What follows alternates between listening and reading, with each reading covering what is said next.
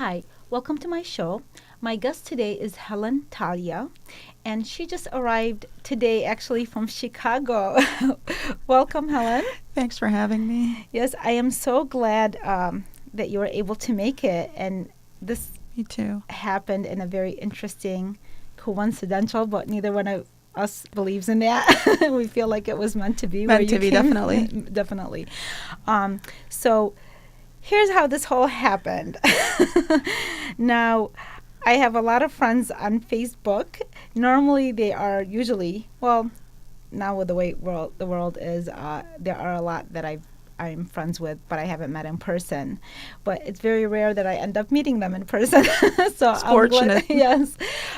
So what happened is we were friends on Facebook, and you were very supportive of my posts. Very. And yes, and I actually didn't even know that you had similar backgrounds. Yes, I didn't. I just felt you were very spiritual based on the comments that you would leave. And then when I learned that you were a writer, I understood why your words were so powerful. You would say like 3 or 4 words. They were very powerful and brief. But then something happened recently that kind of got us to the next level, where this is the purpose that you're here today. So I had read about a young man who had recently lost his life from the Christian Iraqi American community. Correct. And he was on your post. Yes. Yes. So I reached out and I said, do you know, what happened? This is a young man that it just seems he was so vibrant, he was an activist, just very handsome. He had all the nice qualities to him. And I said, do you know what happened? And you said, based on what you had heard, that he had had a heart attack. Right. And so then that started a different kind of conversation where I felt that, we're losing a lot of young people on what might seem like it might be in a natural way, but we were concerned that we don't know, maybe it is, maybe it isn't, but we were concerned about that. And I said, well, you mentioned let's talk about this. Right. So originally you were supposed to come to talk about this, but then something else happened.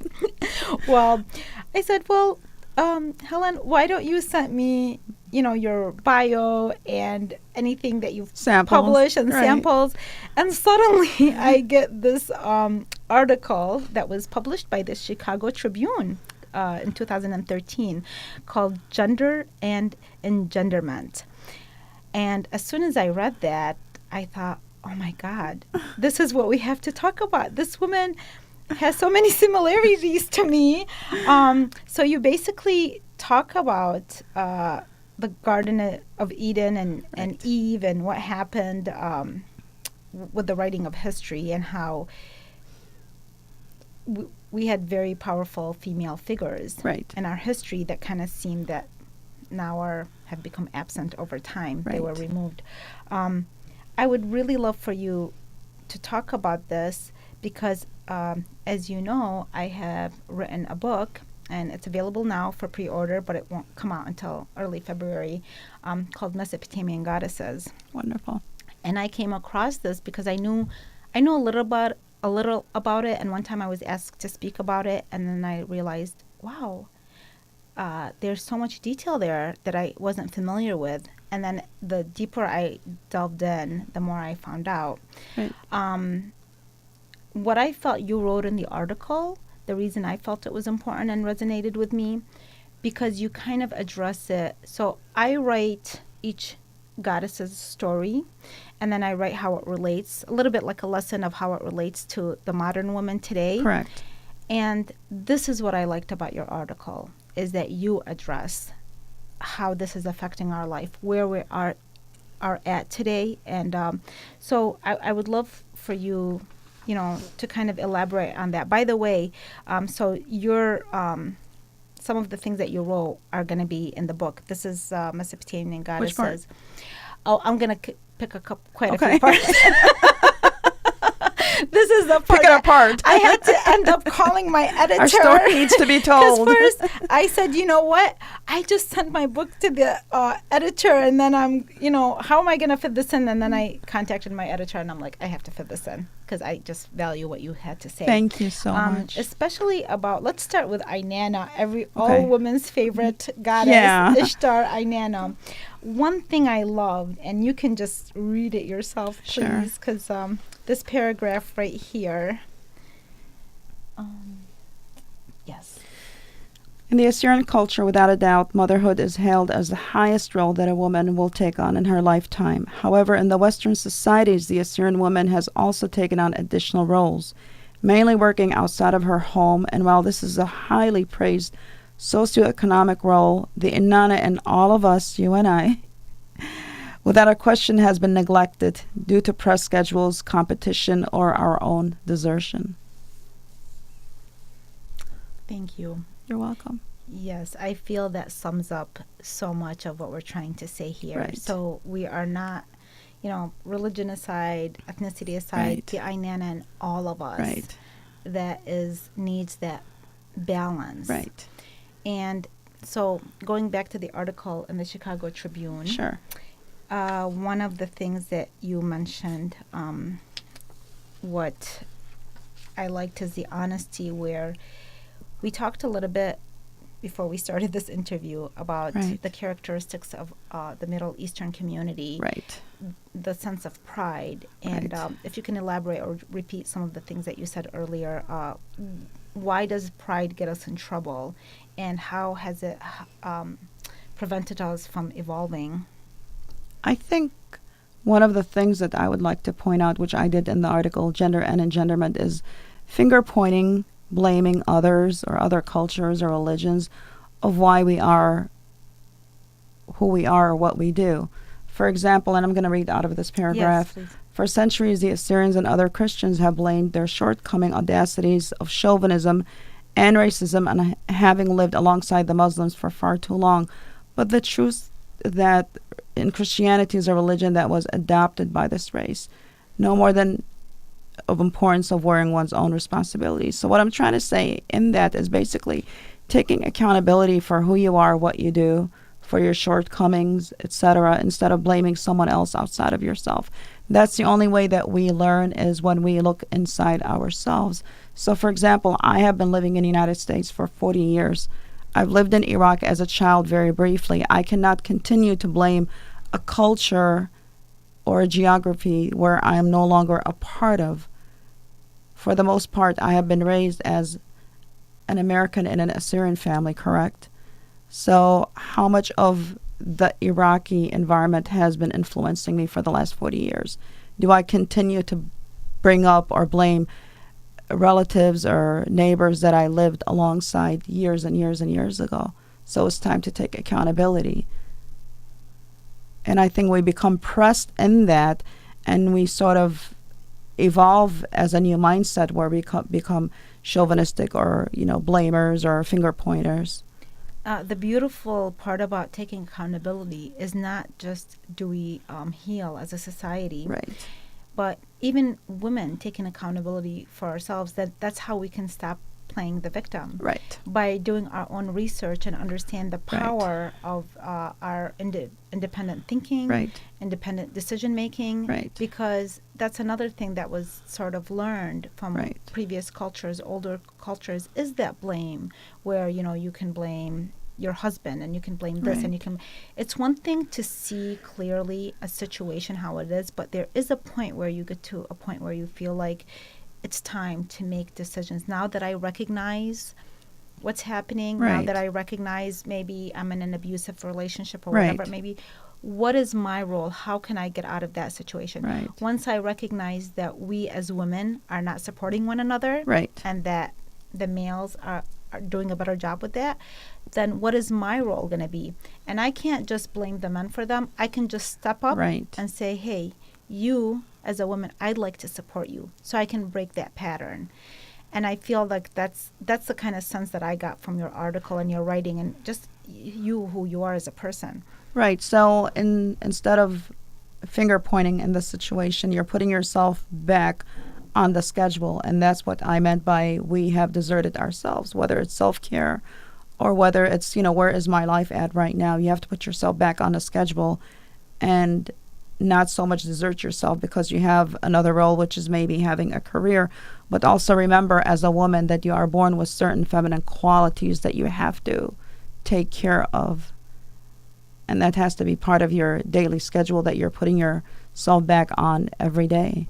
Mm-hmm.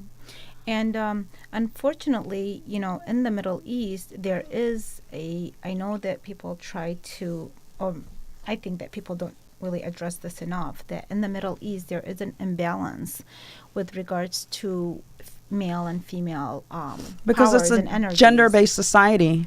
It's very gender-based and it's very patriarchal. And that's one of the things that you were kind of addressing earlier, right. that they don't take accountability for that. Right. So I don't know if you watch, do you have Arabic satellite TV or no? I've watched them. I don't have it. But you watch it. Right. Okay. So from my observation in watching right. it is that I see that they always are blaming the political powers regarding their neighboring countries okay. or the leaders. And one issue that is very neglected is the role of women. What role do women have in their society? Just by that alone, you can sense that that's an issue that doesn't even want to be addressed. But it's a major issue because there is so much aggression in that region, and people are not kind of putting 1 + 1 = 2, okay? You can just by observation, regardless of whether you're from that background or not, you see that there is an imbalance there. I forgot how many countries. There's 11 countries that are with gender equality.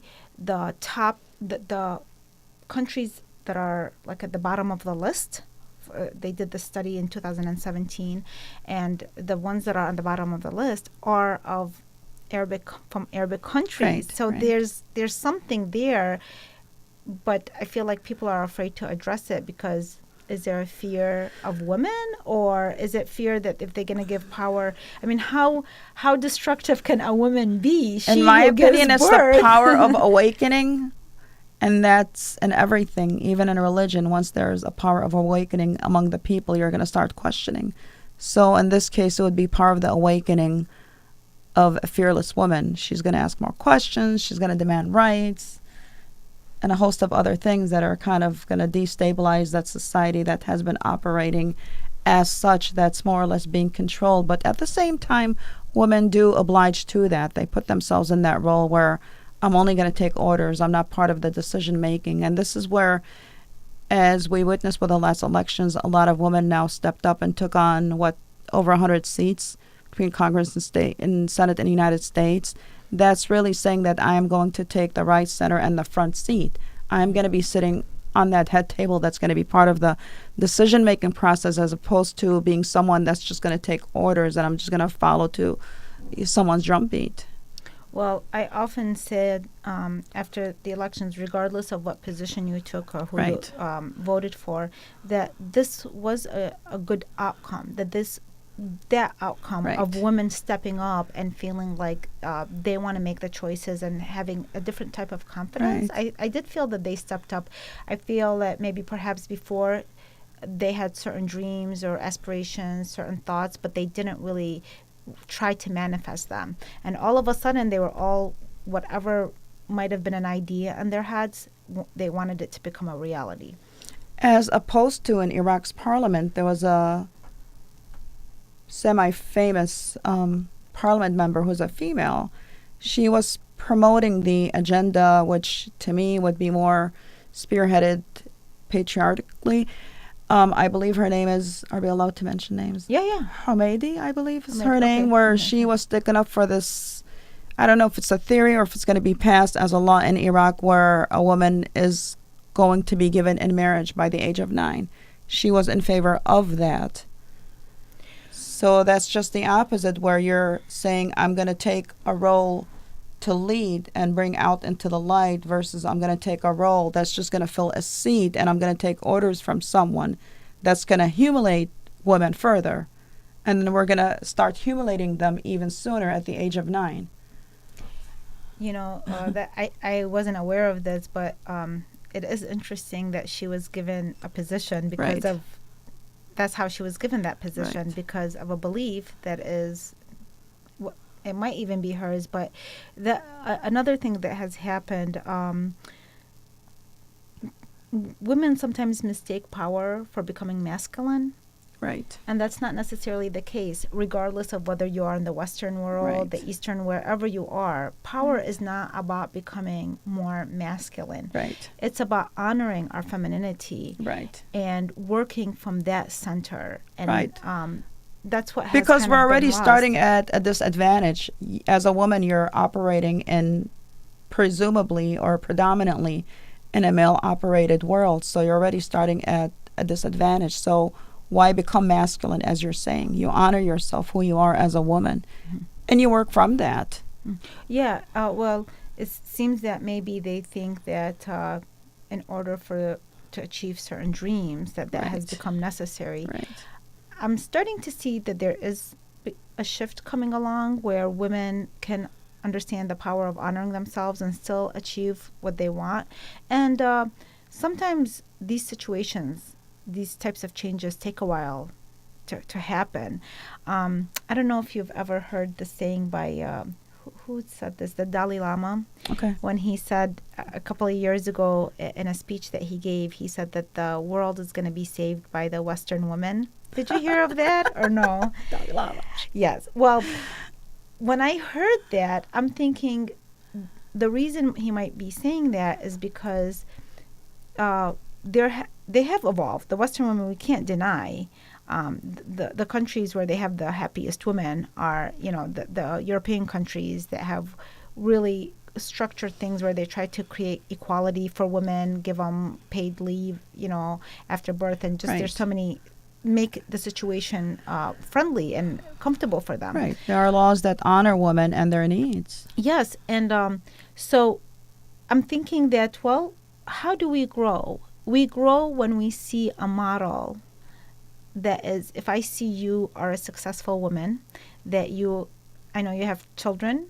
Yes, one. You have a son. Yes. And I've seen him, and I know that, this is like such a precious, he's so precious for you. So it's important for you to be a mother. Yes.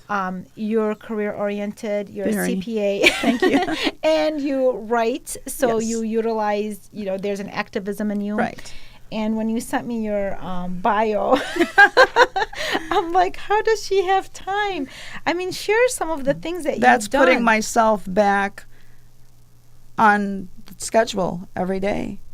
I put myself back on schedule. I've never deviated from my community. I'm a very esteemed activist in my community, but I also tried to motivate the community to kind of step out of the culture into a bigger culture.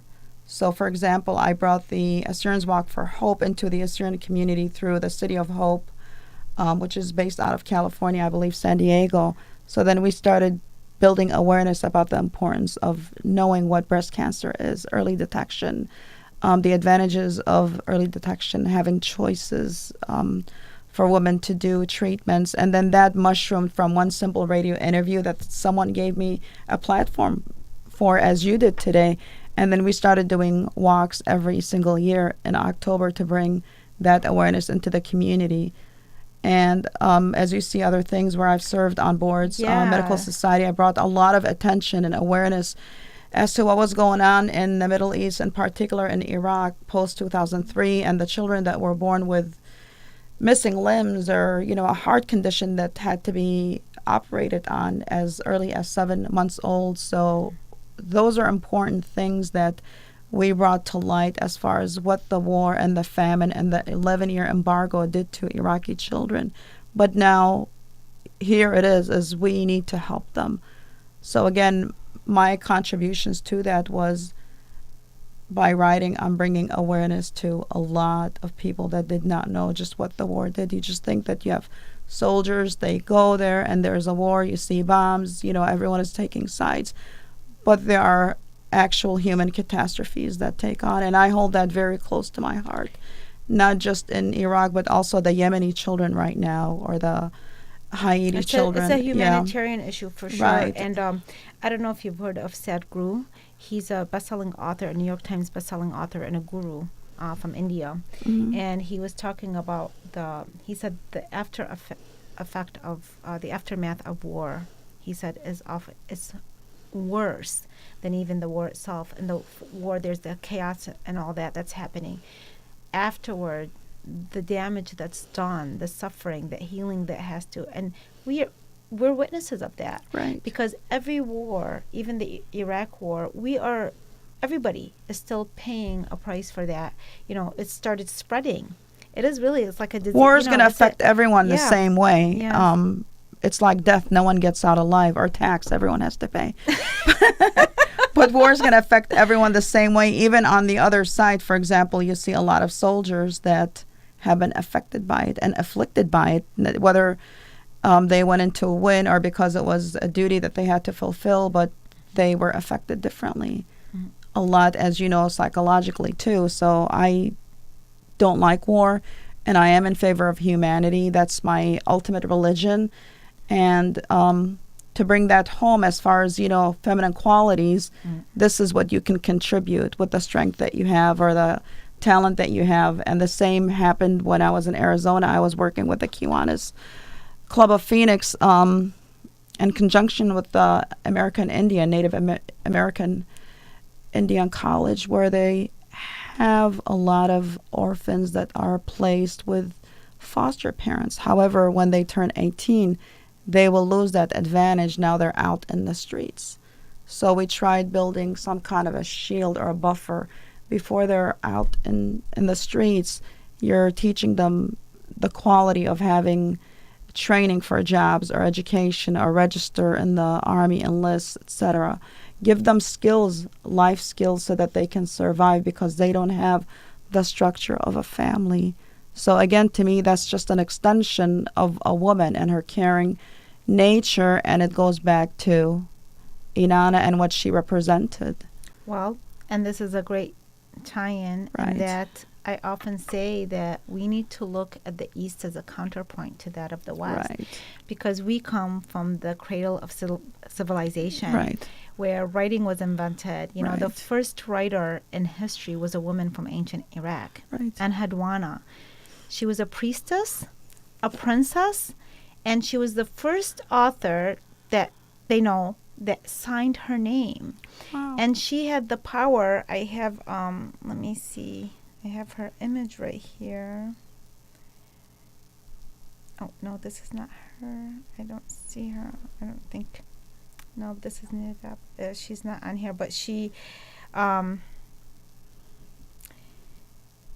imagine this woman in that time, it's like I think from 2300 BC, who was a writer, a poet, and who had the courage to sign her name, because before that they would write, but that they didn't sign who they were, right, and the reason I say that we have to see that as a counterpart is because we came from this great nation, but great nations can be destroyed, right, if you don't take good care of them. If you are going to work from a conquering mentality rather than a compassion and inclusivity. And that's what happened to our nation. right. We were fortunate enough to escape that and to live in this world that I feel like this was how it probably was in ancient Iraq, right, where we had all the advancement. Most of us live a very comfortable life, right, and in ways that, our parents only imagined. And so I always say, if we look at that, and I do believe also with our history, given our history, that we came here for a purpose, and to give that kind of mirror, that we came from a country that was so well developed, right, so sophisticated. You would never guess that from looking at it. It even lost its name. It went from Mesopotamia to Iraq, to where people didn't even know. People who read the Bible before the 2003 war didn't know the connection between Mesopotamia and Iraq. right, That it's modern. That ancient Mesopotamia is modern day Iraq. So you were saying, back to Inanna, right, when you lose that, when people keep destroying the feminine aspect, all I see is destruction. I have not seen the benefit of that. We're kind of running out of time, but there's so much, like Kubaba. I don't know if you've heard of Kubaba. She was the first ruler on the Sumerian list. And at some point, long after she was a ruler, that region decided that they will not let another female ruler to be in that region at all, that it would destroy the region. very ironic, right? Because they said that she ruled peacefully for like many, many years, and then her son, but yet they deemed that, you know, that a female is not worthy of that. I think what we have seen happen to our birth country has influenced us to have the courage. I think it takes courage to bring this out, because some people might feel it, but they're afraid to address what they're seeing. Right. And so I think you're very courageous for writing the article that you did. I already told you that. With the few minutes that we have, and because you are based in Chicago, and I don't know when, I know I'll see you again, I just don't know when.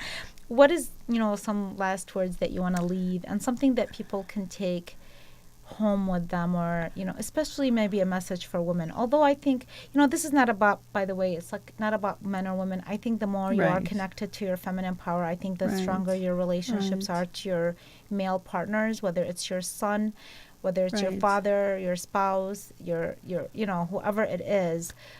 So, but any last words? By the way, my son is very pro-woman. I can imagine. I'm not sure. I can only. And why wouldn't he? He has a beautiful mom who's smart and successful. I guess in closing, I want to pose a question, which is, how do we get to that point where we take right, center, and front seat, wherever that may be, within our families, or within United States Congress, or within Iraq's parliament? Yeah. That's something for anybody that is interested to really empower women and to make a difference in the world at large. Because that's all, for me, I'm not trying to have my gender. I don't, when you're a woman, you're a woman. You don't have to sit there and analyze it and try to prove it in any way. But I did start understanding that how can I use my gender for the betterment of the world?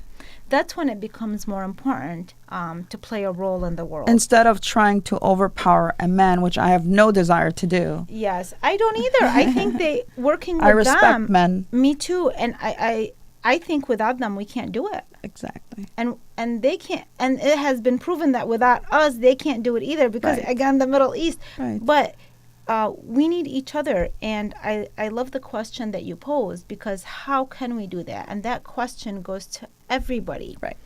So that we can have a more peaceful world.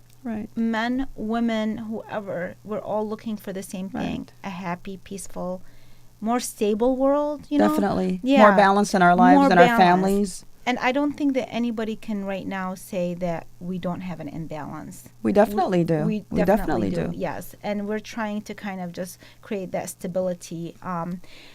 And it's, so now we're out of time. Thank you so much. Thank you for having me. Thank you for coming. God bless you. I hope you enjoy. God bless you too. And I hope that you enjoy the rest of your stay here in Michigan. Thank you very much. Take care. Bye-bye.